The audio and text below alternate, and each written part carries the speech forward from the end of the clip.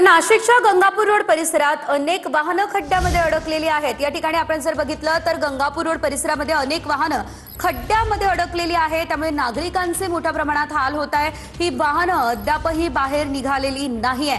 नाशिक मधला गंगापूर रोड हा जो परिसर आहे हा गजबजलेला रहदारीचा परिसर आहे, ज्या ठिकाणी ही वाहनं अडकलेली आहे। या संदर्भात अधिकचे अपडेट आमचे प्रतिनिधी चंदन पुजाधिकारी यांच्याकडून घेऊयात। चंदन, आपण पाहतोय नाशिकमध्ये 2 दिवसांपासून पाऊस सुरू आहे, त्यामध्ये रस्त्यांवरती मोठ्या प्रमाणात खड्डे खणून ठेवण्यात आलेले आहेत, ज्यामुळे ही वाहनं या ठिकाणी अडकत आहेत। सध्याची काय परिस्थिती आहे? सेजल, खरं तर काल जो अलर्ट होता तो अलर्ट आज देणं गरजेचं होतं का, असा देखील नाशिककर प्रश्न विचारतायत। कारण आपण जर दृश्यांमध्ये बघितलं तर या ठिकाणी एक सिटी लिंकची बस सुद्धा या खड्ड्यात अडकलेली आहे। हे ड्रायव्हर कंडक्टर जे आहेत ते आतमध्येच बसून आहेत। सगळे प्रवासी जे आहेत त्यांना आता बाहेर उतरवण्यात आलेलं आहे, सुरक्षित ठिकाणी त्यांना या ठिकाणी पाठवण्यात आलेलं आहे।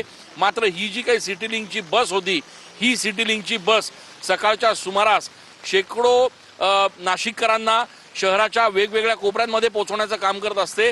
मात्र आज जो काही मुसळधार पाऊस सुरू आहे आणि रस्ते ज्या पद्धतीनं खचलेले आहेत त्या सगळ्यामुळे आपण दृश्यांमध्ये जर बघितलं तर या सिटी लिंक बसचं एक चाक जे आहे ते पूर्णपणे खड्ड्यात अडकलेलं आहे। आणि आता ही सिटी लिंक बस जी आहे ती पूर्णपणे पाण्यामध्ये अडकल्यात। त्याच्यामुळे आता इथून पुढे कसं जायचं असा प्रश्न आहे। ड्रायव्हर असतील, कंडक्टर असतील, हे आतमध्येच बसून राहिलेले आहेत आणि त्याच्यामुळे आता मदतीसाठी ते याचना करतायत, प्रतीक्षा करतायत। प्रशासनाच्या वतीनं शहरामध्ये अनेक भागांमध्ये जेसीबी पाठवण्यात आलेले आहेत, ज्या जेसीबीच्या मदतीनं हे अडकलेले वाहनं काढण्याचं काम जे आहे ते सध्या सुरू करण्यात आलेले आहेत। दृश्यांमध्ये आपण जर बघितलं तर झाडं देखील शहरातल्या काही भागांमध्ये उन्मळून पडलेले आहेत। संपूर्ण गंगापूर रोड रस्ता जो आहे त्याची अत्यंत दुरावस्था जी आहे ती या ठिकाणी आपल्याला बघायला मिळते। एकीकडे रस्त्यावर गाड्या अडकलेल्या आहेत, दुसरीकडे झाडं उन्मळून पडत आहेत।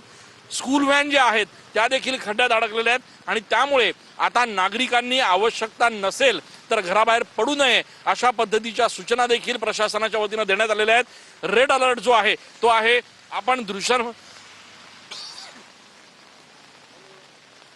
या ठिकाणी मदत जी आहे ती मागण्याचा प्रयत्न सुरू करण्यात आलेला आहे। मात्र सिटी लिंक बसचे जे कर्मचारी आहेत, काय नेमकी परिस्थिती, काय झालं?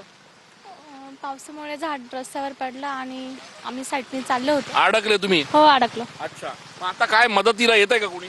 हो, येतात।